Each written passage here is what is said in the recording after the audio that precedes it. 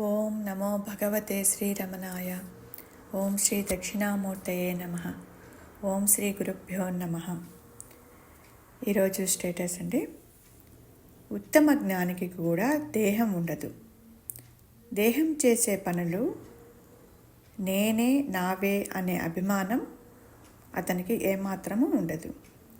అయినా రథసారథి వలె వ్యవహారాలను నిర్వహిస్తూనే ఉంటాడు. సారథి రథాన్ని నడిపిస్తున్న రథం నా దేహం అనుకున్నదు. రథం నడుస్తూ ఉంటే నేనే నడుస్తున్నాను, ఈ నడక నాదే అనుకున్నాడు. ఆ విధంగానే ఉత్తమ జ్ఞాని దేహం కలవాడు కాడు, దేహ వ్యాపారి కాడు అని భగవాన్ చెప్తున్నారు. ఈ శరీరమే నేను కాదు, ఈ శరీరము నాది కాదు, నేను శుద్ధ చైతన్య స్వరూపాన్ని అని నిశ్చయంగా తెలిసిన జ్ఞాని ఇదివరకు చేసిన వాటిని కానీ చెయ్యని వాటిని కానీ తలుచుకోడు. తాను మాత్రమే కేవలంగా నిత్యంగా ఉన్నానని తెలుసుకుంటూ ఉంటాడు. మానసికంగా అనాత్మను తాను కాదని తెలిసి నిరసిస్తూ తనను ఆత్మగా నిరంతరము ధ్యానించే నిత్య కఠోర సాధనలోనే సాధకుడు అనంత శాంతిని అనుభవిస్తాడు. తాను చేసిన వాటి గురించి కానీ తాను చెయ్యని వాని గురించి కానీ అక్కడ అతను తలంచడు. సాధారణ మనస్సు గతం గురించి తలపోస్తూ బాధపడుతూ ఉంటుంది. గతం గురించి బాధపడటంలో వర్తమానం కూడా అతనికి చాలా బాధాకరంగా అవుతుంది. భవిష్యత్తు గురించిన ఆతృతతో బాధపడటం కూడా అతను ప్రారంభిస్తాడు. ఈ విధంగా అశాంతితోనే గడుపుతూ ఉంటాడు. సాధారణంగా మానవ యొక్క మనస్తత్వమే ఈ విధంగా ఉంటుంది. ఇలా ఎందుకు చేసేనని అనుకోవడం కానీ ఇంకొకలా చేసింటే బాగుంటుందని కానీ గతం గురించి ఆలోచిస్తూ భవిష్యత్తులో ఇలా చేయాలని ఆలోచించడంతోనే వాడికి కాలమంతా గడిచిపోతూ ఉంటుంది. దీనిని అర్థం చేసుకున్న సాధకుడు గతాన్ని భవిష్యత్తుని విస్మరించి నిత్య వర్తమానంలో నిశ్చల శాంతితో అక్కడ వాడు జీవించగలుగుతాడు. నేను నాది అనే భావాలు అహంకారానికి చెందినవి. నేను శరీరం కాదని శరీరము నాది కాదని తెలిసిన జ్ఞానికి అహంకారం అదృశ్యమైపోతుంది. అహంకారం స్థానమే ఆ స్థానంలో ఆత్మ స్వయంగా ప్రకాశిస్తుంది.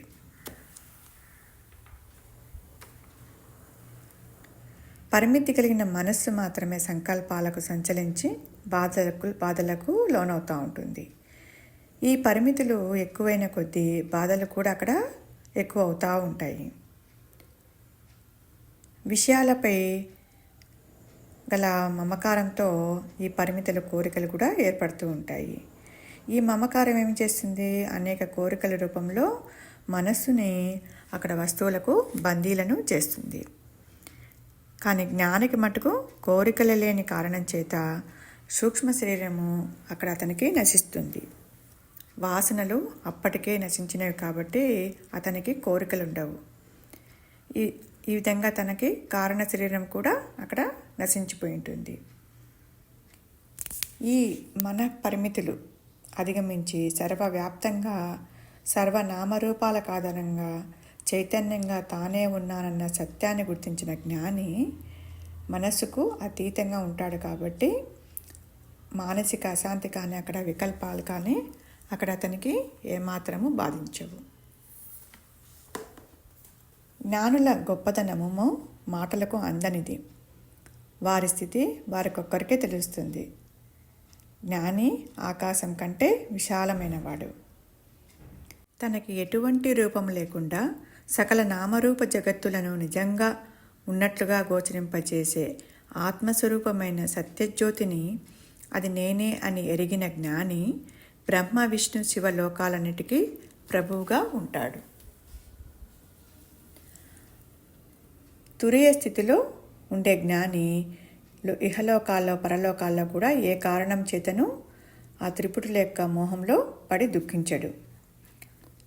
శాస్త్ర గ్రంథాలను ఎంతగా చదివి శోధించి విశ్లేషించినా కూడా అవి నిన్ను నీలోనే బాగా విచారించి తెలుసుకో అని చెప్పటంతో సరిపోతుంది. అద్దాన్ని ఎందుకు చూసుకుంటారు? అందులో కనబడే ప్రతిబింబాన్ని బట్టి మన ముఖాన్ని మనము స్పష్టంగా చూసుకోవటానికే కదా. అద్దం అనేది అలంకారానికి పనికొస్తుంది. అద్దంలో తన ముఖాన్ని చూసుకోవటానికి కానీ అద్దం యొక్క గొప్పతనాన్ని వర్ణించటానికి కాదు. అలాగే గ్రంథాలు నీవు బ్రహ్మమని చెప్పగానే తాను అనుభవం చేసుకోవాలి. అంటే తనలో తాను అంతర్ముఖుడై విశ్లేషించుకోవాలి. అది గ్రంథం యొక్క ప్రయోజనం. ఇక్కడ భగవాను రచించిన నేనెవరు అనే గ్రంథంలోని భావాన్ని చూస్తే తన్ను తెలుసుకోవలసిన వస్తువుగా వివరించే అద్దం వంటి శాస్త్రాలను అధ్యయనం చేసిన వారిలో బ్రహ్మసూత్రాలు, దానికి భాష్యాలు ఇత్యాదులు ఇంకా అలా పఠిస్తూనే ఉండేవారు ఎందరో లెక్కలేరు. ఆ శాస్త్రాలు బోధించినట్లు తమ ఆత్మస్వభావాన్ని విచారించి తెలుసుకొని మోక్షం పొందేవారు చాలా కొద్దిమందే. నిజానికి ఆత్మజ్ఞానం పొందిన జ్ఞానులు వేరు, ఆ ఆత్మజ్ఞానాన్ని గురించి చెప్పే శాస్త్ర పండితులు వేరు. కనుక అజ్ఞాన బంధం తొలగి ముక్తి పొందగోరు వారు శాస్త్ర పండితులను వదిలి పరమాత్మ నిష్టలో నుండే జ్ఞానుల వద్దలకు పోవడమే మంచిది అని చెప్తున్నారు. ఏ సద్వస్తువు తన దివ్యశక్తి చేత ఈ ప్రపంచాన్నంతా భరిస్తున్నదో ఆ పరమ వస్తువుని తెలుసుకున్న జ్ఞాని ఉపదేశించే మాట అజ్ఞాన మోహాంధకార వశమై చాలా కాలం దుఃఖిస్తున్న జీవులకు తరించడానికి తగిన ఆధారమవుతుంది అని భగవాన్ రమణులు చెప్తున్నారు. ఓం శ్రీ గురుభ్యో నమః.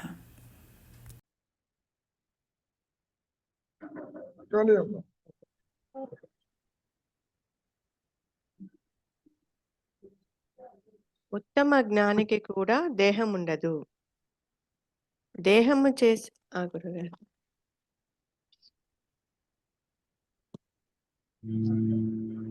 మనం ఎంత చెప్పుకున్నా ఉత్తమ జ్ఞాని, మధ్యమ జ్ఞాని, అధమ జ్ఞాని అట్లా ఉండదమ్మా. ఇవన్నీ అజ్ఞాన దృష్టితో దేహాత్మబుద్ధితో చెప్పుకునే మాటలు మాయలు. ఒక్కడి బాగా గుర్తుపెట్టుకోండి, ఉన్నది జ్ఞానము ఎరుక, లేనిది సృష్టి.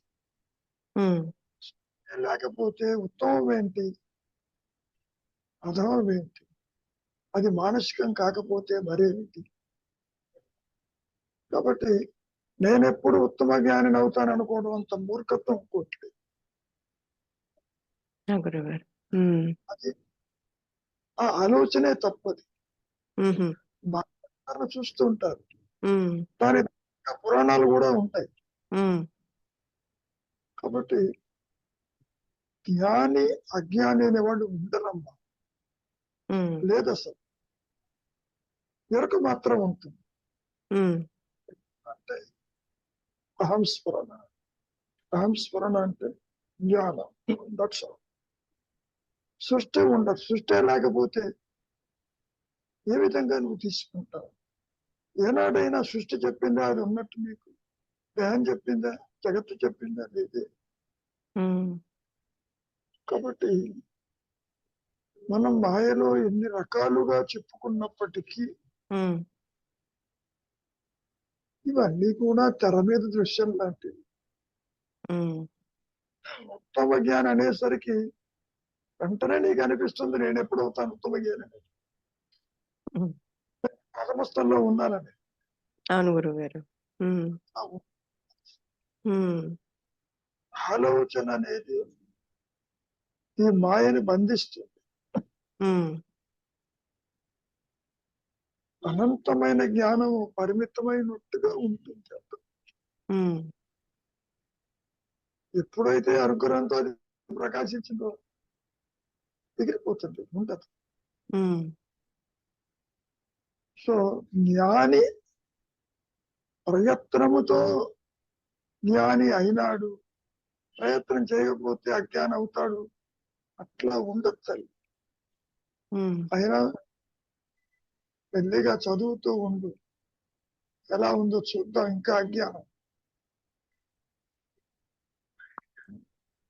ఉత్తమ జ్ఞానికి కూడా దేహము ఉండదు. దేహము చేసే పనులు నేనే, నావే అనే అభిమానము అతనికి ఏమాత్రము ఉండదు.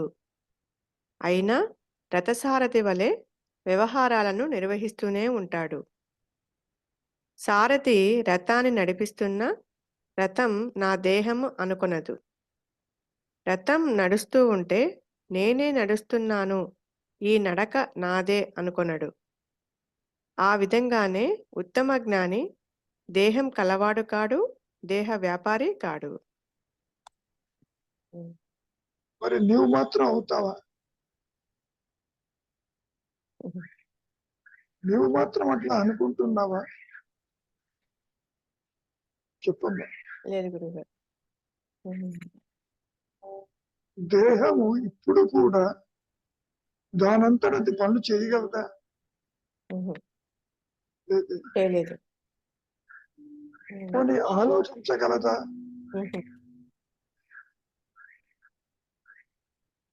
నీవు ఇప్పుడు కూడా దేహివి, దేహము కలిగినావు అంతవరకే. ఈ విషయం గురించి ఒక చిన్న డౌట్ గురుగారు. మీరు ఇందాక అంటే మన చదువుతున్నప్పుడు దేహి గురించి అన్నారు కదా. ఇక్కడ మాయా బలం చేత భ్రమించిన మనస్సు యొక్క బహిర్ముఖ దృష్టిచే దేహం ఒకటి కనబడుతుందే తప్ప ఆత్మ దృష్టిలో దేహం అంటూ ఒకటి లేదు. అందువలన ఆత్మని దేహి అనటం తప్పు. క్షేత్రజ్ఞుడని దేహం అంటే క్షేత్రం వచ్చే దేహం అని, క్షేత్రజ్ఞుడని దేహి అని భగవద్గీతలో చెప్పారు. ఇవి అజ్ఞాన మనసుకు మరోలా చెబితే గ్రహించడం కష్టమని భగవత్కృపతో చెప్పిన అనునయ వాక్యాల తప్ప నిజానికి కాదన్నట్లు భావము అన్నారు గురువుగారు. ఎవరన్నారు? భగవాన్ రాసిందే గురువుగారు. అంటే భగవాన్ వాక్యాలు చెప్పిన దాంట్లో బుక్ లో ఉంది గురువుగారు. ఆత్మ అనదు, దేహి అనేది మాయాలి. గురుగారు. ఆత్మ అంటే జ్ఞానము, తనకు అన్యత్వం లేకపోతే ఎవరు చెబుతున్నారు? నువ్వు దేహం కాదు, ఇది దేహం కలిగిన వాడివని ఆత్మ చెబుతుందా? చెప్పదు. ఈ మాటలు ఎక్కడి నుంచి పట్టుకొచ్చావు? అహంకారం, కాదమ్మా, వ్యక్తిత్వంతో చెప్పినట్టు మాటలు ఇవి. ఓకే, ఇప్పుడు చదివావే, ఇది ఎక్కడ పట్టుకొచ్చావు? ఎవరు చెప్పారు అది? గురూపదేశ రత్నమాల గురువు గారు ఇది తాడిమేటి సత్యనారాయణ రావు రాశారు. అంటే ఆయన సొంతం రాసుకున్నాడు అంతవరకు. గురువాచక కోవైకి అంటే తమిళ మూలము శ్రీ మురుగనార్ రాశారు. గురుగారు అన్ని రకాలుగా రాసిన ఆత్మ అనే పదాన్ని జీవాత్మకి వర్తిస్తున్నారు. ఆత్మ అనేది తురీయంలో ఉంటుంది, ద్వైతంలో ఉండదమ్మా. గురువు గారు ఎవరు ఎన్ని రకాలుగా వాళ్ళకి మానసిక ధోరణిని బట్టి రాసుకున్నప్పటికీ అన్ని అసత్యములు. ఆత్మదేహి ఎట్లా అవుతుంది? అసలు దేహాన్ని గుర్తించదు, అది సృష్టినే గుర్తించదు తల్లి. నువ్వు గుర్తించేది ఎవరు? ఈ చిచ్చడ గ్రంథి ఆయా నేను ధరిస్తే అది లేదు, అది అంటుంది ఈ దేహము నాది అని. కాదు, దేహము కలిగిన వాడివని చెబుతున్నారు అంతవరకు. ఆత్మ వృద్ధానికి ఆత్మ అనే పదం వాడుతున్నారు. జీవాత్మ, భూతాత్మ, ప్రేతాత్మ, చితాత్మ, చివరికి పరమాత్మ. అది కుదరదమ్మా. ఆయన ఏం చెప్పాడు, వీళ్ళు ఏం విన్నారు, ఏం అనువాదించారు? ఆత్మస్థితి అనేది తనకు తాను ఉంటుంది, అది గుర్తించదు. దేవుడు గుర్తిస్తున్నాడు. ఆత్మే కనుక దేహాన్ని గుర్తించి నేను దేహిని గనక అంటే అప్పుడు ఉపయోగపడుతుంది. ఉమ్, అనదమ్మా. ఉమ్, అన్యత్వమే గుర్తించినప్పుడు అనేది ఎవరు? అవును. ఆలోచించు. ఉమ్, చిన్నప్పటి నుంచి అన్యత్వం గుర్తిస్తున్నా. అవును. అవును. నీవు అంటే చిచ్చడ గ్రంథి, ఉమ్, నీవు అంటే మాయా నేను, నీవు అంటే ఒక లోయర్ సెల్ఫ్, అసలు. ఉమ్, దేహానికి పరిమితమైనటువంటి ఒక మాయా నేను. ఉమ్, అది అంటుంది ఉమ్, దేహం సారం నాది, ఈ జగత్తులోనే పుట్టాను ఇట్లా. ఉమ్, కాబట్టి ముందు చదవటం మానేసి ఉమ్. ఆ గురువు గారు. మౌనానికి రావడానికి అలవాటు చేసుకోవాలి. ఉమ్, చదివినకు వస్తే చదవేస్తే ఉన్నమతి పోయినట్టు ఉమ్, అదే లేదు, ఇంకా చదవటం దేనికి? అవును. More you study more is discomfort. Um, అవును. కావాల్సింది లెర్నింగ్ కాదు, ఆ గురువు గారు. అవును.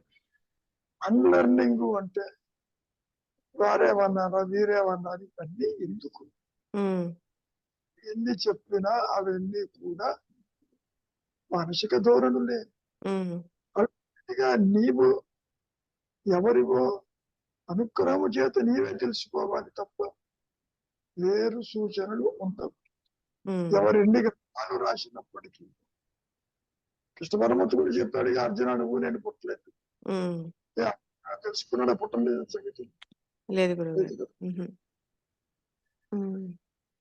ఇప్పుడు అసలు విషయానికి వద్దాం. ఇంకేమన్నా ఉందా? స్టేటస్ మొత్తం అయిపోయిందే? అయిపోయింది గురువు గారు. ఇంకేమైనా డౌట్ ఉందా దాంట్లో? ఉహు. ఉత్తమ జ్ఞానులు అంటే ఎవరు ఉంటారమ్మా. ఉమ్, ఇప్పుడు కూడా నీవు ప్రవర్తించేది ఆలోచన వచ్చినప్పుడే దేహంతో పని. ఉమ్, ఆలోచన లేకపోతే దేహం నీకెందుకు? అవును. అవును గురువు గారు. ఉమ్, ఆలోచించేదేమో నీవు, ఉహు. నడిచేదేమో దేహము.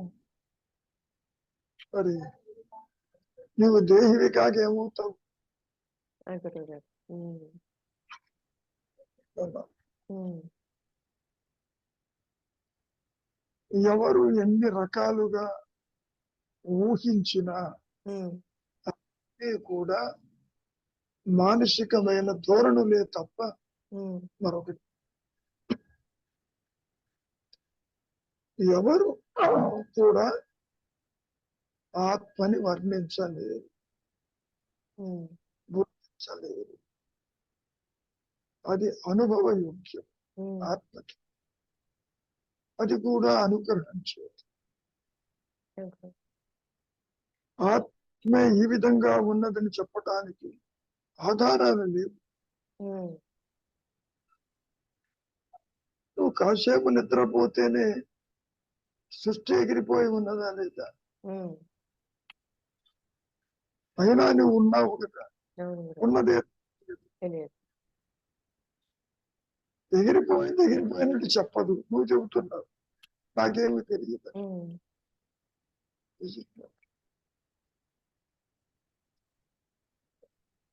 ఒకసారి పూర్తిగా చదువు, ఇంకేమైనా అడుగు పొడుగు ఉంటే చూద్దాం.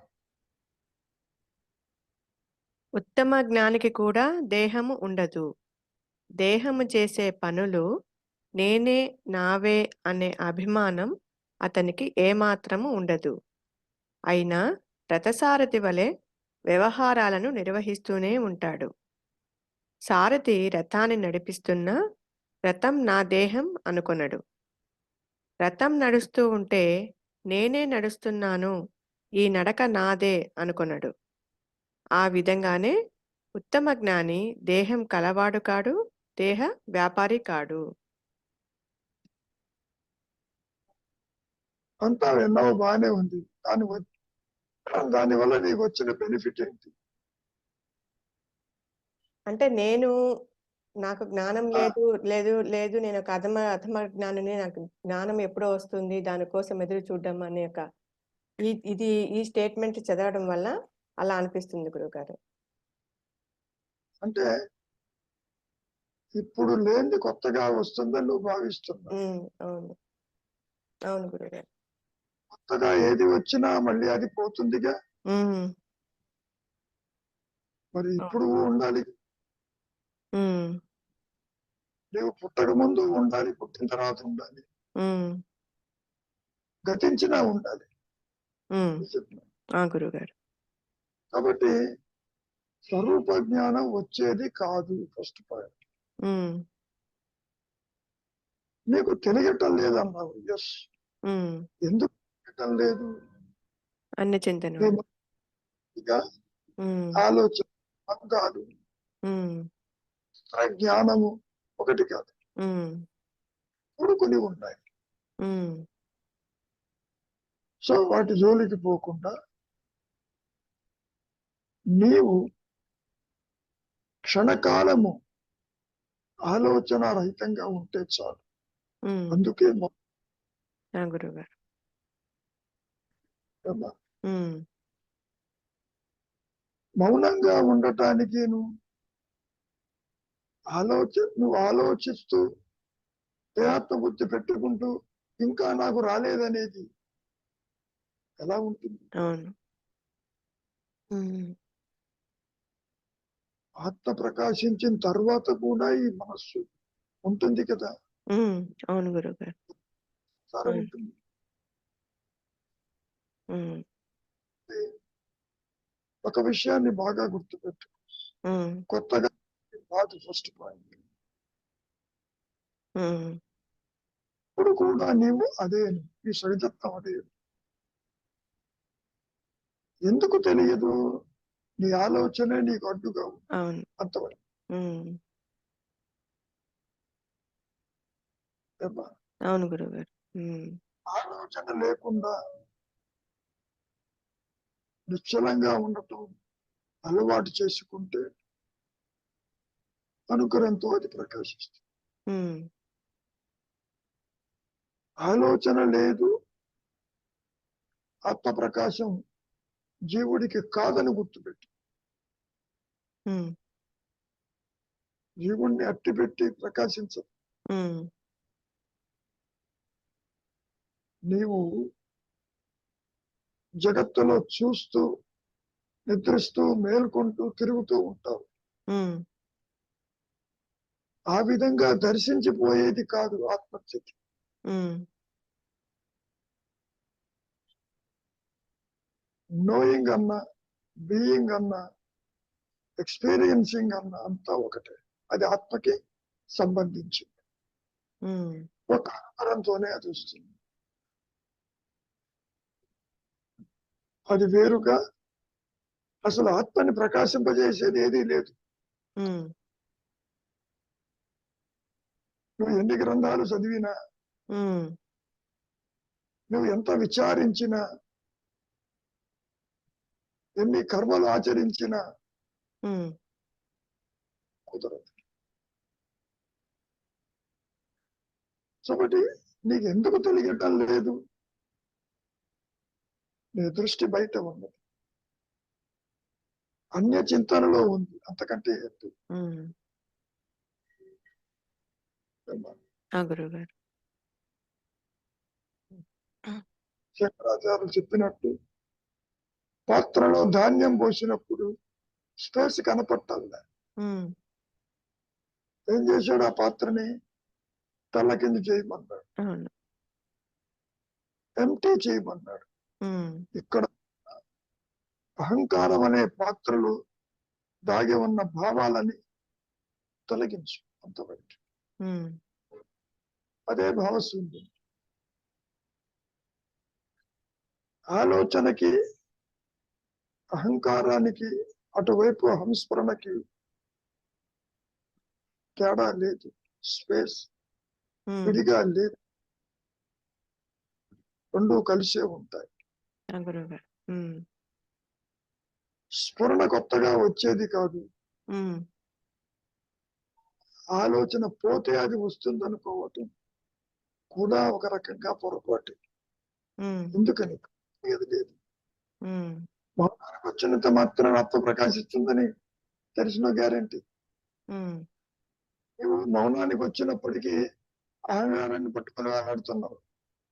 చీకటిగా ఉందను, ఇంకా లేదను, నాకేది తెలియటం లేదను అంటావు. ఎందుకని నీవు మిగిలి ఉంటూ దర్శించాలనుకుంటున్నావు ఉమ్, కూడా. అందుకని అనుగ్రహం అన్న పదం వాడారు. అదే. ఉమ్, ఆలోచన లేనంత మాత్రాన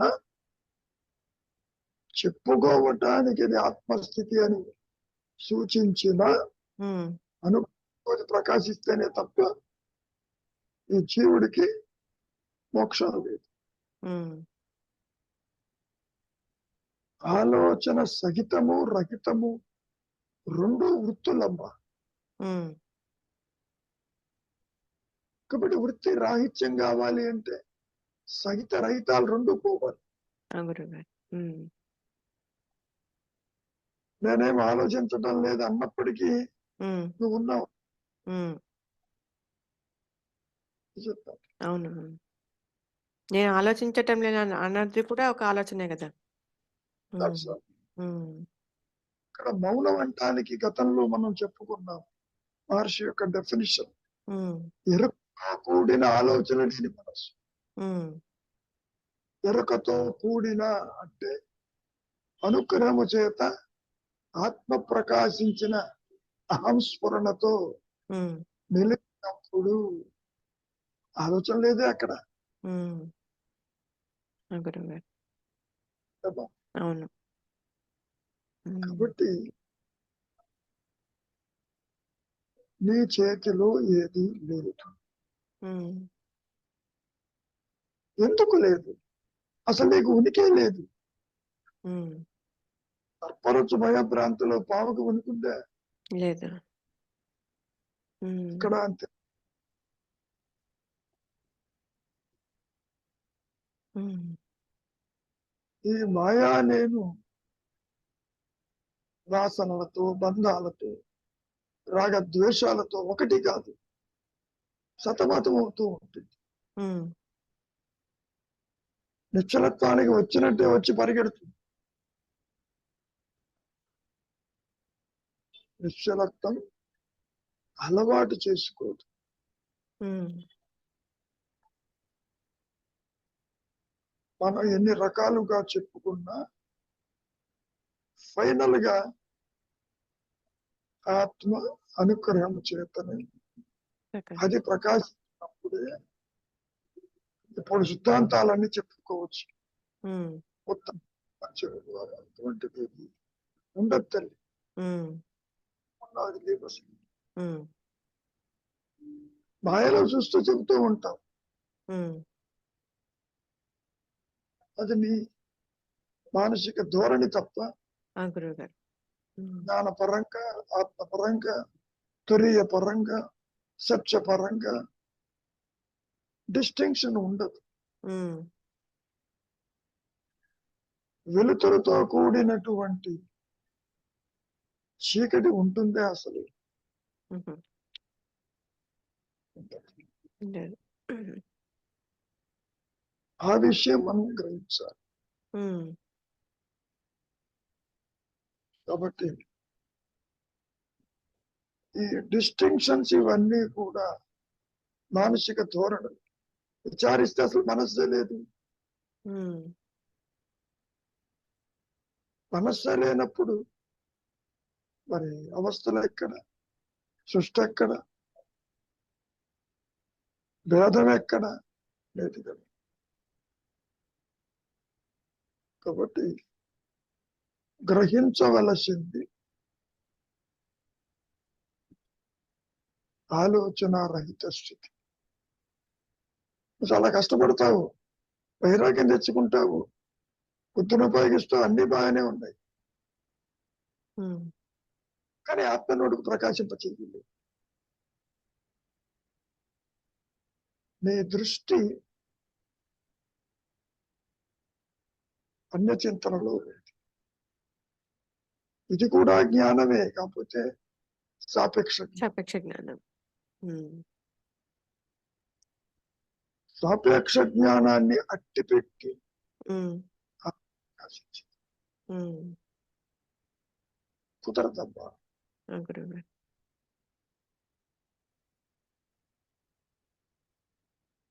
ఈ రెండు కలుస్తాయా అంటే సాపేక్ష జ్ఞానం అనేది అహంకారానికి సంబంధించి, అన్యత్వానికి సంబంధించి. ఇది ఎందుకు బయటికి వస్తుంది, ఎందుకు కలలుగంటుంది? వాసన చేత, కోరికల చేత. లేకపోతే ఆలోచన రాదు. పుట్టినప్పుడు ఆలోచనలు ఉన్నాయా? ఆలోచించు. లేదు గురుగారు. ఆహారంతో రజో తమో గుణములు పెరిగి పసిపిల్లవాడు సహితము నాది అంట మొదలు పెడతాడు. ఈ అహంకారం యొక్క స్టార్టింగ్ పాయింట్. అంటే సాపేక్ష జ్ఞానం నుంచి అహంకారము, అహంకారం నుంచి ఆలోచనలు, అలా అనుకోవచ్చా గురుగారు? అట్లా అంతే. ఆలోచన లేకపోతే మౌనము. పసిపిల్లవాడు జ్ఞానిని ఎందుకు పోలుస్తున్నారు? అక్కడ ఆలోచన లేదు. ఎందుకు ఏడుస్తాడో తెలియదు, ఎందుకు నవ్వుతాడో తెలియదు. కొంచెం వయస్సు పెరిగిన తర్వాత నాది అంటాడు. నాది నేను నాకు వస్తాయి. కాబట్టి ఇవన్నీ కూడా అమ్మా మాయలో చెప్పుకునే కొన్ని విశేషాలు. ఉన్నది ఎరుక, లేనిది మాయ. మాయ ఆత్మని విడిచి ఉండదమ్మా. ద్వైత జ్ఞానం అంతా మనం అజ్ఞానమని ఎంత చెప్పుకున్నా ఆత్మని విడిచి అజ్ఞానం లేదు. గురుగారు, ఆత్మని విడిచి ఏది లేదు. ఏది లేదు. ఆత్మ అంటే ఏంటి? ఉన్నానన్న అహం స్ఫురణ. అదే పరబ్రహ్మమని, సత్యమని, దానినే సచ్చిత్ ఆనందమని ఆయన చెప్పు.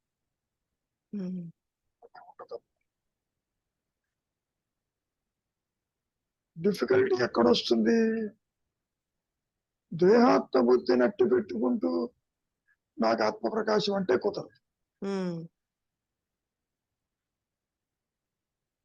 అవును గురుగారు.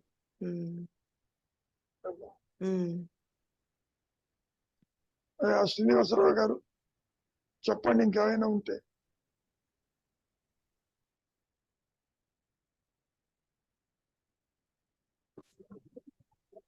ఏం లేదు సార్ చెప్పడానికి.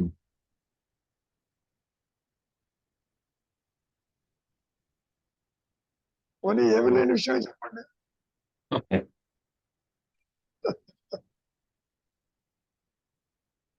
లేదంటే మాయ లేదు, సత్యమే ఉన్నది. అది థియరిటికల్ గానే తెలుస్తాం తప్ప ఆ స్థాయికి వెళ్ళటం అన్నది ఈ స్థాయి అనేది లేదు అక్కడ. మనం మాట్లాడుకునేటప్పుడు ప్రథమ స్థాయి, ఉన్నత స్థాయిలంటూ ఉండు. ఉన్నది ఒకటే స్థాయి. That's all. అంటే ఉండాలన్న ఎరుక, దాన్నే అహం స్ఫురణ అంటారు. అదే పరబ్రహ్మమని మాయలో చెప్పుకుంటారు. అది నీవు తెలుసుకోవడం. హౌ టు స్విమ్ అని పరీక్ష ఏదో పాస్ అయ్యాడు, వరదలు వచ్చినప్పుడు పడవ కోసం ఎదురు చూస్తున్నాడు అని చెప్పి అన్నట్టుంటుంది. ఏమంటారు? మళ్ళీ చెప్పండి. హౌ టు స్విమ్ అని ఒక పరీక్ష పాస్ అయ్యాట ఒక పెద్ద మనిషి. హౌ టు స్విమ్ అదే ఈత కొట్టడంలో పరీక్ష రాసి పాస్ అయ్యాడు. వరదలు వచ్చినప్పుడు పడవ కోసం ఎదురు చూస్తున్నాడు, హెలికాప్టర్ కోసం. అంటే ఆయన ఎందుకని థియరిటికల్ గానే ఉంది కానీ ప్రాక్టికల్ గా లేదు అని. థియరీ పాస్ అయ్యాడు, ఎప్పుడు నిమిషం. నీళ్ళలో దిగి ఈత కొట్టలేదు. ప్రాక్టికల్ అంటూ ఏది లేదు. ప్రాక్టికల్ అంటే కార్యకారణ సంబంధాలు ఉండాలి. ఏమ్మా? అదేది ఉండదు.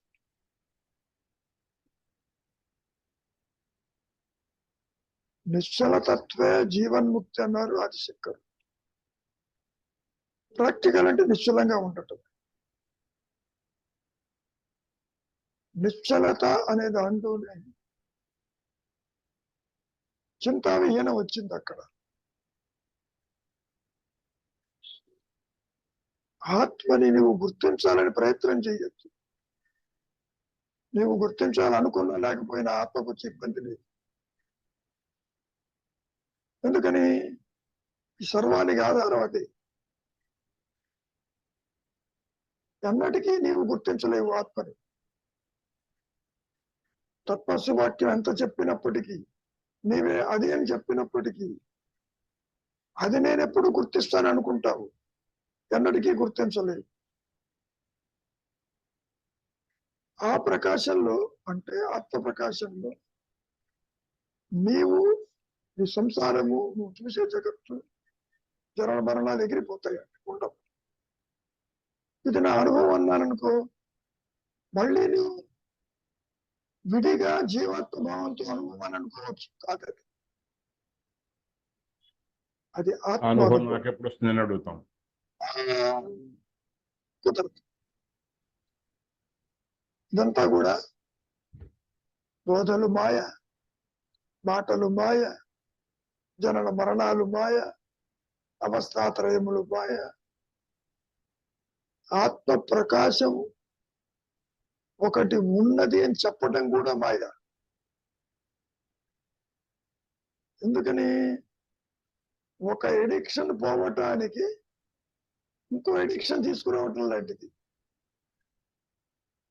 దేహాత్మ బుద్ధి అనే ఎడిక్షన్ పోవాలంటే నువ్వు అనేది చెప్పటం. ఏమ్మా? చాలా విచిత్రంగా ఉంటుంది. ఏమైనా రవి గురువు గారు, చెప్పు నాయనా. అంటే దేహాత్మ బుద్ధి అనే భ్రాంతి పోగొట్టడానికి మోక్షం అనే భ్రాంతి ఒకటి కావాల్సి వచ్చింది.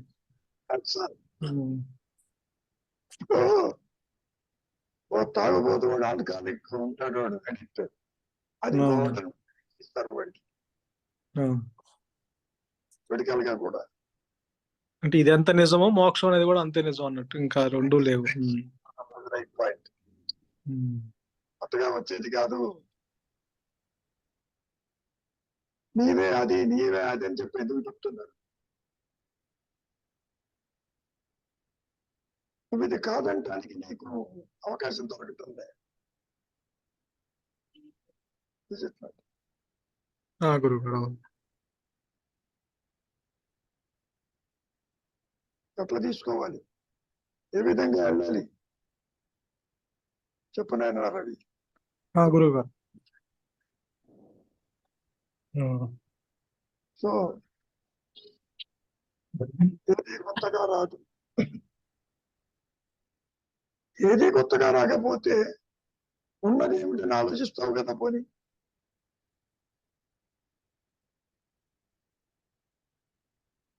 చెప్పినట్టు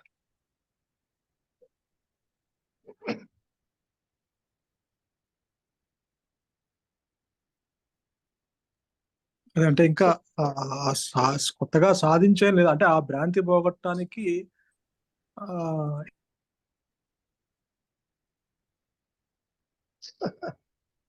భ్రాంతి పోగొట్టడానికి ఇంకో భ్రాంతి పెట్టావు అంతే. నాకెప్పుడు మోక్షం వస్తుంది? ఏమా పద్మజ వినపడుతుందా? వినిపిస్తుంది గురువు. ఎందుకంటే కథలకుండా బొమ్మలు కనపడుతుంటే ఆగిపోయింది అనుకుంటాం. చెప్పు నాయన రవి. గురుగారు. అంటే మరి అక్కడ ఆ, కాకపోతే అది ప్రకాశించినప్పుడు ఈ భ్రాంతి తొలగిపోయినట్టుగా ఉంది కదా గురుగారు. అంటే ఒక మార్పు జరిగినట్టుగా అనిపిస్తుంది కదా. అది కూడా అనిపించదు. ఆ, ఇది లేదు. సర్పరచు భయ పాంతిలో తాడును చూసినప్పుడు లేని పాము పోయినట్టు అనిపిస్తుంది తప్ప పామేనేదంటావుగా. అవును. మరి పోయింది ఏది, వచ్చింది ఏంటి? ఏమీ లేదే. Nothing to loose, nothing to gain. గురుగారు. రావటానికి అజ్ఞానము లేదు, కొత్తగా రావడానికి అల్పనకు లేదు. భ్రాంతి తొలగిందని చెప్పటానికి ఇంకా ఈ మనస్సు మిగిలి ఉండాలి. ఎవరు చెబుతుంది? ఆత్మస్థితిలో గతంలో నాకు భ్రాంతి ఉంది, ఇప్పుడు పోయిందని చెబుతుండే. చెప్పదు. అప్పుడప్పుడు నేను పాము అవుతాను, ఆ పాము భయం పోయింది అంటుంది. అందుకే అవును గురు. ఇప్పుడు ఎప్పుడు కూడా లేనిది లేనట్టు అదృశ్యం అయిపోతుంది. ఉన్నది ఉన్నట్టు ఎప్పుడూ ప్రకాశిస్తూనే ఉంటుంది. ఏమైనా గురుగారు, అదే ఉన్నది ఉన్నట్టుగా ప్రకాశిస్తున్న విషయం తెలిసినప్పుడు ఇంకా లేని విషయం తెలియదు. ఉన్నదే ఉంటుంది అక్కడ. ఉన్నది తెలిసినప్పుడు కాదు, గురువు. తెలుసుకోవడానికి నువ్వు ఉండవు అక్కడ. అవును. నిన్ను అట్టి పెట్టేది ప్రకాశించదు నాయన.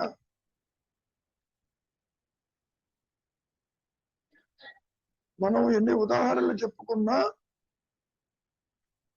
అట్లా ఉండదు. స్వరూప జ్ఞానానికి వచ్చేసరికి ఆ భ్రమలో ఉండవద్దు.